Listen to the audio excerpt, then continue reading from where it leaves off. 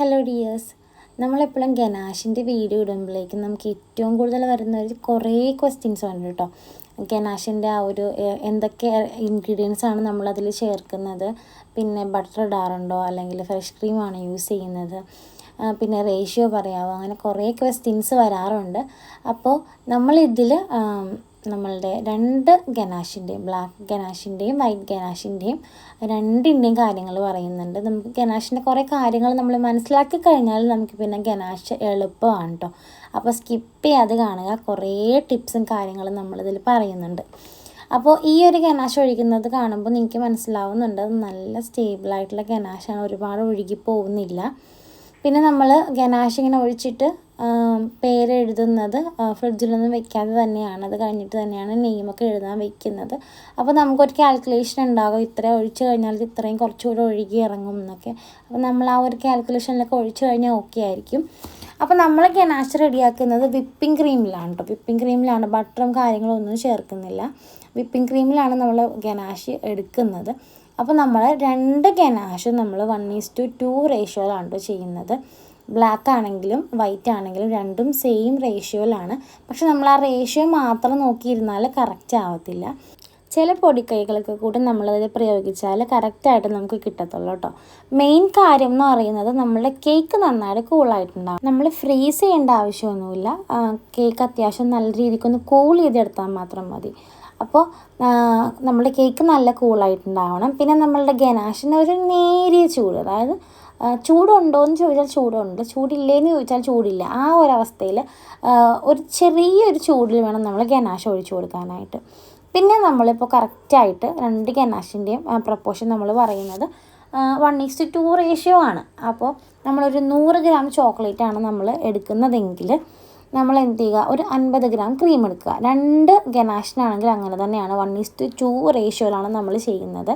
പക്ഷേ ഡിഫറൻസ് വരുന്നതെന്ന് വെച്ചാൽ നമ്മൾ വൈറ്റ് ഗനാഷാണ് ഉണ്ടാക്കുന്നതെങ്കിൽ നമ്മൾ അതിലേക്ക് ഒരു കുറച്ച് ചോക്ലേറ്റ് കൂടി ആഡ് ചെയ്ത് കൊടുക്കുക. അത് ഒരു 2 ടേബിൾ സ്പൂണോ അല്ലെങ്കിൽ 3 ടേബിൾ സ്പൂണോ നിങ്ങളുടെ കണക്ക്. അതായത് നമ്മൾ ഓരോ സമയത്തും നമ്മളുടെ ചോക്ലേറ്റിനും വ്യത്യാസം ഉണ്ടാവും. ഇപ്പോൾ തണുപ്പ് കാലമാണെങ്കിൽ നമ്മുടെ ചോക്ലേറ്റ് നമ്മൾ മെൽറ്റ് ചെയ്യുമ്പോഴൊക്കെ അതിങ്ങനെ ഒരുപാട് ലംസ് ഉണ്ടാകും. അങ്ങനെയൊക്കെ നമ്മൾക്ക് തോന്നിയിട്ടുണ്ടെങ്കിൽ നമ്മളുടെ ടെമ്പറേച്ചർ വേരിയേഷൻ നമ്മുടെ ചോക്ലേറ്റിനെ ശരിക്കും ബാധിക്കാറുണ്ട്. അപ്പോൾ നമ്മൾ അതനുസരിച്ച് നമ്മളിങ്ങനെ ഗനാഷ് ആക്കി മിക്സ് ചെയ്യുന്ന ടൈമിൽ ഇതൊരു നല്ലൊരു കൺസിസ്റ്റൻസി ആയിട്ട് നമുക്ക് തോന്നുന്ന ആ ഒരു രീതിക്ക് നമ്മളൊരു 1-2 ടേബിൾ സ്പൂൺ ചോക്ലേറ്റ് നമ്മൾ വൈറ്റ് ഗനാഷിലേക്ക് അധികമായിട്ട് ചേർത്ത് കൊടുക്കുക.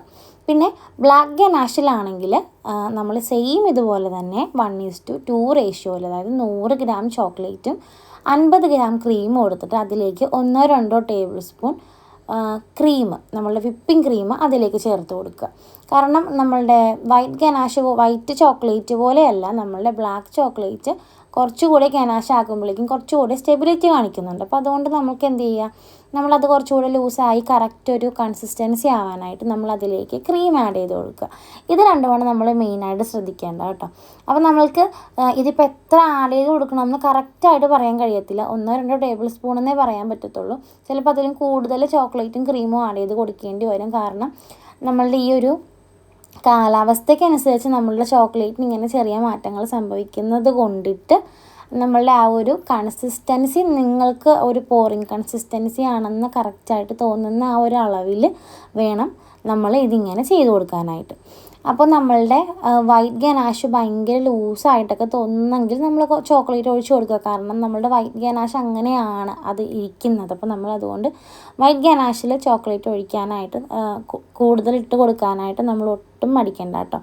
കാരണം വൈറ്റ് ഗനാഷാണ് നമുക്ക് മിക്കപ്പോഴും പണി തരുന്നത് വൈറ്റ് ഗനാഷാണ്. കാരണം വൈറ്റ് ഗനാഷ് ഒഴുകി അങ്ങോട്ട് ഇറങ്ങി ഒലിച്ചങ്ങോട്ട് പോകാനുള്ള ഒരു ടെൻഡൻസിയാണ് വൈറ്റ് ഗനാഷ് കാണിക്കുന്നത്. ബ്ലാക്ക് പിന്നെയും എത്ര ലൂസാണെങ്കിലും നമ്മൾക്ക് അത്രയും പണി തരാറില്ല. പക്ഷെ വൈറ്റ് അങ്ങനത്തെ ഒരു ആളായത് കൊണ്ടിട്ട് വൈറ്റിനെയാണ് നമ്മൾ പേടിക്കേണ്ടത്. അപ്പം നമ്മൾ വൈറ്റ് ഗനാഷിലേക്ക് ചോക്ലേറ്റ് ആഡ് ചെയ്ത് കൊടുക്കാൻ ഒട്ടും പിശുക്ക് കാണിക്കേണ്ട, കറക്റ്റായിട്ട് ചെയ്യുക. പിന്നെ നമ്മൾ ചെറിയ ഒരു ചൂടോട് കൂടിയിട്ട് നമ്മളുടെ ഈ ഗനാഷ് ഒഴിച്ച് കഴിഞ്ഞാൽ നമ്മളുടെ കേക്കും സെറ്റാണെങ്കിൽ പെർഫെക്റ്റായിട്ട് കിട്ടും കേട്ടോ. ഇപ്പം ഈ ഒരു ഗനാഷ് നല്ല കറക്റ്റ് ആയതുകൊണ്ടിട്ടാണ് നമ്മളങ്ങനെ ഒരു ഡ്രിപ്പ് ഡിപ്പിങ്ങിലേക്ക് പോകാതെ കറക്റ്റ് റൗണ്ടിൽ നമുക്ക് നിർത്താൻ പറ്റുന്നത്. ഇല്ലയെന്നാണെങ്കിൽ അത് ഒഴുകി ഏതെങ്കിലും ഒരു ചരിവുള്ള സൈഡിൽ കൂടി അത് ഒഴുകി ഇറങ്ങിയാൽ കറക്റ്റ് ആയതുകൊണ്ടിട്ടാണ് നിൽക്കുന്നത് കേട്ടോ. ഇനിയിപ്പോൾ ഇതൊന്നും അല്ലാതെ ചെയ്യുന്നത് എങ്ങനെയാണെന്ന് ഞാൻ കാണിച്ചു തരാം. കാരണം ഇത് പെട്ടെന്ന് വന്നൊരു കേക്ക് ഓർഡറാണ്. ഉച്ചയ്ക്ക് വന്നിട്ട് നമ്മൾ 5 മണിക്ക് കൊടുത്തതാണ്. അപ്പോൾ അതുകൊണ്ട് തന്നെ ഇത് ഒരുപാട് സമയം സെറ്റ് ചെയ്യാനോ ഒന്നിനും ടൈം ഉണ്ടായിട്ടുണ്ടായിരുന്നില്ല. പെട്ടെന്ന് ചൂടും കറക്റ്റ് ഒന്നും നോക്കാതെ നമ്മൾ ഒഴിച്ചതാണ് കേട്ടോ. ഇപ്പോൾ ഒഴിക്കുമ്പോൾ ഇത് കറക്റ്റായിട്ടൊക്കെ നിൽക്കുന്നുണ്ടെങ്കിലും നമ്മളുടെ കേക്കിൻ്റെ ആ ഒരു കൂളിംഗ് ഒന്നും കറക്റ്റ് ആകാത്തത് കൊണ്ടിട്ടും ആ ചൂടും എല്ലാം ഒന്നും ശരിക്കും നോക്കാൻ പറ്റാത്തത് കൊണ്ടിട്ടും ഇപ്പോൾ ഇങ്ങനെ ഇരിക്കുന്ന ഈ സാധനം കുറച്ച് കഴിയുമ്പോഴേക്ക് നിങ്ങളൊന്ന് കണ്ടോളൂ കേട്ടോ. നമ്മളിത് ഫ്രിഡ്ജിൽ വെച്ചതാണ്, എന്നിട്ട് പോലും അത് നന്നായിട്ട് ഒഴുകി ഇറങ്ങിയിട്ടുണ്ട്. പക്ഷെ അപ്പോൾ എനിക്ക് അറിയാമായിരുന്നു ഇത് ഒഴുകുമെന്ന്.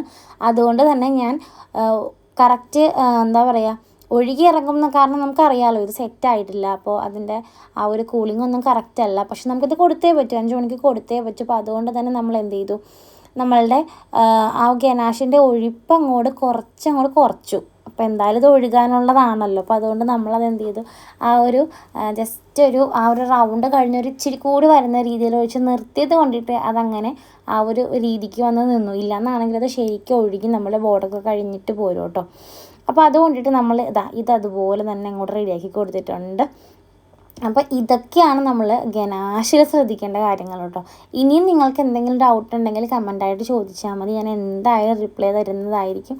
എൻ്റെ ഓർമ്മയിൽ ഞാനിങ്ങനെ ചെയ്യുമ്പോൾ ഞാൻ ചെയ്യുന്ന കുറച്ച് ട്രിക്കും കാര്യങ്ങളൊക്കെ ഓർമ്മ വന്നത് കൊണ്ടിട്ട് ഞാൻ അപ്പോൾ അതങ്ങനെ പറഞ്ഞു എന്നേ ഉള്ളൂ. ഇപ്പോൾ നമുക്ക് ഏറ്റവും കൂടുതൽ വരുന്നൊരു കമൻറ്റാണ് ഗനാഷിൻ്റെ കമൻറ്റ് കേട്ടോ. അപ്പോൾ അതുകൊണ്ടാണ് ഞാൻ ഇതിങ്ങനെ ഒരു വീഡിയോ ആയിട്ട് തന്നെ ഇടാമെന്ന് വിചാരിച്ചത്. കാരണം ഞാനും ഇതുപോലെ തന്നെ യൂട്യൂബ് ചാനൽസൊക്കെ കണ്ടിട്ട് പഠിച്ച ഒരാളാണ്. അപ്പോൾ എൻ്റെ വീഡിയോസ് കണ്ടിട്ട് ഒരുപാട് പേർക്ക് ഹെൽപ്ഫുൾ ആകുന്നുണ്ടെന്ന് എനിക്ക് മനസ്സിലായി. അപ്പോൾ അതുകൊണ്ടാണ് ഞാൻ ഇതിങ്ങനെ ഇടാമെന്ന് വിചാരിച്ചത്. എന്ത് ഡൗട്ട് ഉണ്ടെങ്കിലും ചോദിച്ചോളൂ. നമുക്ക് എന്തായാലും കമൻറ്റിൽ കൂടി തന്നെ സംശയങ്ങളൊക്കെ തീർക്കാം കേട്ടോ. അപ്പോൾ വീഡിയോ നിങ്ങൾക്ക് യൂസ്ഫുള്ളായിട്ട് തോന്നിയിട്ടുണ്ടെങ്കിൽ എന്താണെങ്കിലും നിങ്ങളുടെ അഭിപ്രായം ഒന്ന് കമൻറ്റ് ചെയ്യാൻ മറക്കരുത് കേട്ടോ. പിന്നെ എന്തെങ്കിലും ഡൗട്ട് ഉണ്ടെങ്കിലും കമൻറ്റ് ചെയ്തേക്കാം, നമുക്കെല്ലാം റെഡിയാക്കാം. അപ്പോൾ എല്ലാവരും ഒന്ന് ലൈക്ക് ചെയ്ത് കമൻറ്റ് ചെയ്ത് സബ്സ്ക്രൈബ് ചെയ്ത് സപ്പോർട്ട് ചെയ്യണേ. താങ്ക്